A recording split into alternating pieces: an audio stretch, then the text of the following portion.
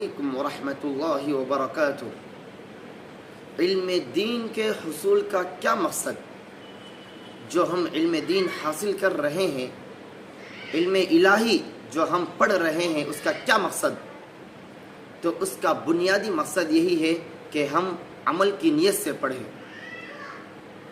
دیکھیے، اگر ہم درجنوں کتابیں حفظ کر لیے، بڑی سے بڑی کتابیں ہم پڑھ لیے، چاہے وہ تفسیر کی کتابیں ہوں، چاہے وہ فقہ کی کتابیں ہوں، چاہے وہ حدیث کی کتابیں ہوں،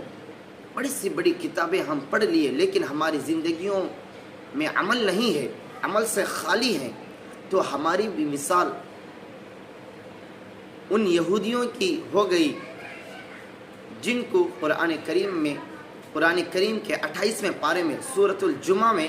آیت نمبر 5 میں اللہ تبارک و تعالیٰ نے ارشاد فرمایا، مثل الذین حملوا التوراۃ ثم لم يحملوها كمثل الحمار يحمل اسفارا،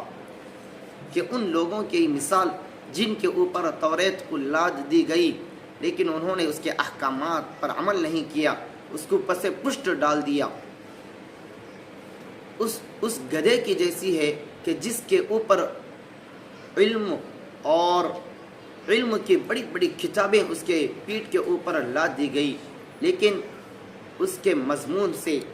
اس سے وہ فائدہ نہیں اٹھا سکتا ہے، تو اس گدھے کی سی مثال ہے۔ تمام مفسرین کا اس بات پر اتفاق ہے کہ آج کے زمانے میں بھی جو عالم یا مفتی صرف پڑھنے کی حد تک رہ گیا، اس کی زندگی میں عمل نہیں لایا، تو وہ بھی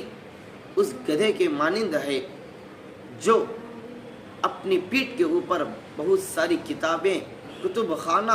بڑی سے بڑی کتابیں اپنے پیٹھ کے اوپر لاد دی ہو، لیکن اس کے اندر کیا ہے اور اس کا مقصد کیا ہے اس سے وہ ناواقف ہو۔ دیکھیے، گدھے کی سی مثال اللہ تبارک و تعالیٰ نے کیوں دی؟ کمثل الحمار، حمار کیوں کہا؟ دوسرے جانور بھی کہہ سکتا تھا،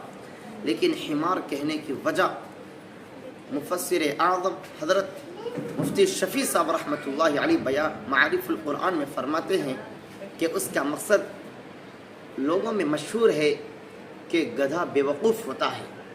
تو وہ عالم یا مفتی وہ بھی بے وقوف ہے جو کئی کتابیں پڑھ لیا ہو لیکن وہ اپنی زندگی میں ان کو نہیں لایا ہے، تو وہ بھی بے وقوف ہے۔